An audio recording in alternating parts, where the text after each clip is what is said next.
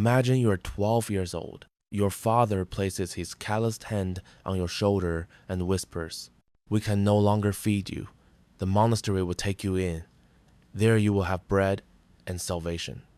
You don't get a choice. One moment, you're a child playing in the fields. The next, you're dragged through the monastery gates. They slam behind you with a sound that feels final. Your head is shaved with a dull razor, scraping your scalp until it bleeds.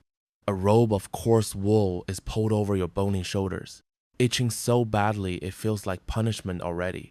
Your old clothes are burned. Your old name is erased.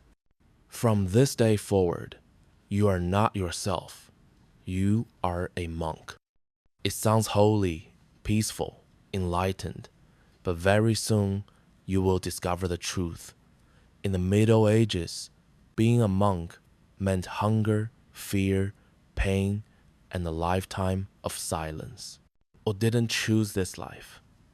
It was chosen for you. In medieval Europe, monasteries were convenient dumping grounds. Families sent their younger sons or unwanted children away.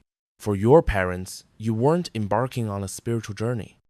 You were simply one less mouth to feed. The rule of Saint Benedict, written centuries earlier, defines your fate. The first degree of humility is obedience without delay. A monk must have absolutely nothing, not even control over his own body or will.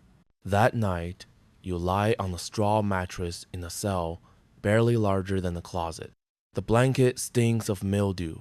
The stone walls drip with damp. Rats scratch and squeal nearby. You stare at the beams above and realize you will never again see your village, never feel your mother's embrace, never hear your childhood name. You have been erased. Your life now belongs to the bell. It rips you from sleep at 3 a.m. You stumble barefoot across freezing floors, your breath clouding in the icy air. Prayer begins immediately. Hours of Latin chanting, words you don't fully understand. The smell of melting wax mixes with cold stone. Your eyes sag, your knees buckle. And if you falter, punishment is merciless. The rule commands, if a brother disobeys, let him be punished with severe fasting. If he persists, let him be beaten with rods. One yawn, one stumble over a psalm, and you're whipped raw in front of your brothers. Abbeys had endless ways to humiliate you. Some forced monks to kneel on sharp stones until their knees split open. Others stretched arms in crucifixion pose until you collapsed. A 12th century account describes a monk punished by being forced to lie at the chapel door, stepped on by every brother as they entered. Fear becomes your companion. Not fear of God, fear of the men in robes who control you. Forget feasts, forget flavor. Breakfast, thin porridge, gray and watery. Lunch, black bread hard enough to crack teeth, sometimes crawling with maggots. Dinner, watery stew of cabbage or beans, more water than food. Meat, never. The rule declared, let all abstain entirely from the flesh of four-footed animals. Only the sick received meat. Everyone else endured holy hunger. And then the fasts. Whole weeks where your portions were cut in half. You tremble with weakness, ribs poking against your robe, praying not for forgiveness but for food. Winter is the cruelest season. The cloisters freeze, the wind howls through stone arches. Your robe is too thin, your fingers too stiff to grip a spoon. At night, you curl on your straw bed, your stomach a knot of pain, listening to rats nibble the last crumbs, and you think, maybe the peasants outside, filthy, miserable peasants, are eating better than you.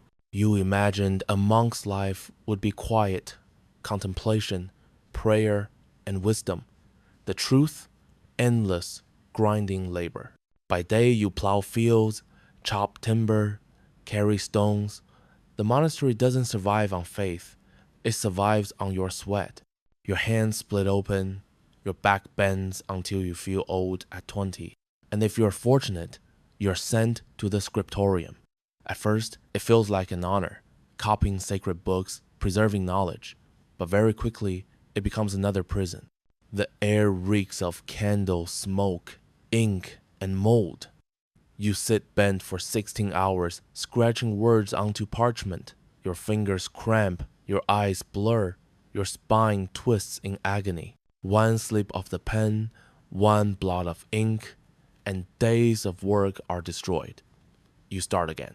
Some monks went blind by their 30s.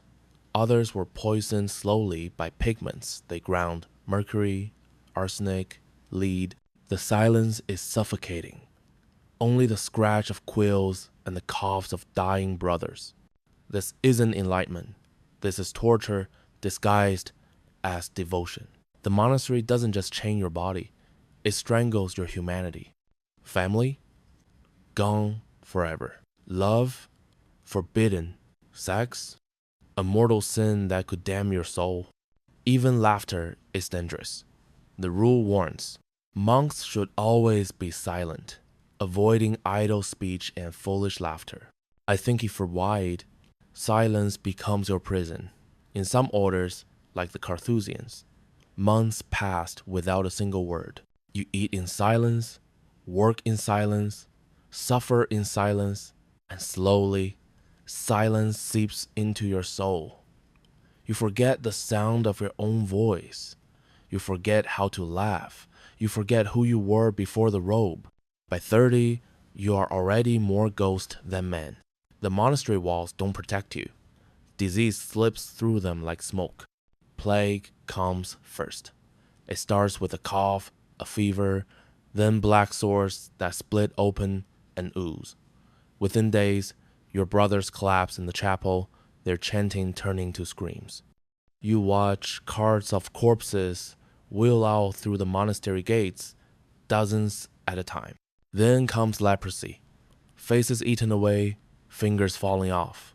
You are ordered to wash their wounds, to change their soiled bandages. The stench clings to your robe and hair. And dysentery, the bloody flux, fills the cloisters with the stink of human waste. Latrines overflow, rats feast, and you're forced to clean it with your bare hands. When you get sick yourself, the cure is worse than the disease. Leeches are pressed onto your arms until they bloat with your blood. Boiling herbs burn your throat. You're cut open and bled again and again until you are too weak to stand. The brothers remind you, suffering brings you closer to God. But as fever eats your body and sores spread across your skin, you don't feel holy. You feel abandoned. You're told constantly that the devil prowls just beyond the cloister walls. Every bad thought, every wandering dream, every flicker of desire is Satan himself clawing at your soul. And what happens if you confess impure thoughts? The punishments are brutal. Some abbots forced monks to lie flat on the floor, while others stepped across their backs, trampling them like dirt. Others ordered self-flagellation, whipping your own body until blood streamed down your legs. You are taught to fear not just hell, but yourself. Your body becomes the enemy. Every ache, every hunger, every dream proof of your corruption. By the time you're an adult, you no longer know if you're serving God or just trying to survive the nightmare of being human in a place that forbids humanity. The years blur together. Bells, prayers, work, punishment, silence. Day after day, season after season, year after year. You shovel snow in the freezing dark. You dig graves for dead brothers. You haul buckets of water until your shoulders ache. And in summer, you bake in fields from dawn until dusk, your robe sticking to your back with sweat and filth. Flies swarm your face, your hands are calloused, cracked, bleeding. There's no weekend, no holiday, no break. Only the grind of discipline. Your whole life is reduced to a cycle of labor and hunger until you no longer remember what joy felt like. If you survive long enough to grow old, what waits for you? Your spine's twisted, your teeth are gone, your hands tremble too much to hold a quill. You can't work the fields, can't copy books, can barely kneel for prayer. That means You're useless. The monastery feeds you scraps, hides you in a cold corner, and waits for death to take you. No wife by your side, no children to comfort you, no family to mourn you, just silence. The same silence you've lived in since you were 12. When death finally comes, it isn't noble or holy. You lie on your straw bed, your body covered in sores, too weak to lift your head. You cough, gasp, and choke while your brothers chant prayers that echo off the stone. You wonder, in your last moments, was this suffering worth it? Did starving, freezing, and bleeding really save your soul? The truth is, your name will never be remembered. You will be buried in an unmarked grave in the monastery yard, your body stacked beside dozens of others. Grass will grow over you, rats will burrow through the soil, and no one will ever know you lived. Your family, long forgotten you. Your work, lost to time. Your soul, silenced. Stories and films show monks as wise men, guardians of knowledge, seekers of God. But if you had been a monk in the Middle Ages, you would have starved in silence. You would have frozen in stone halls. You would have been whipped for yawning, beaten for laughing, punished for dreaming. You would have lost your freedom, your voice, your humanity. And when you finally died, you would be erased, nameless, forgotten, swallowed by silence. So, still think you'd want to be a medieval monk?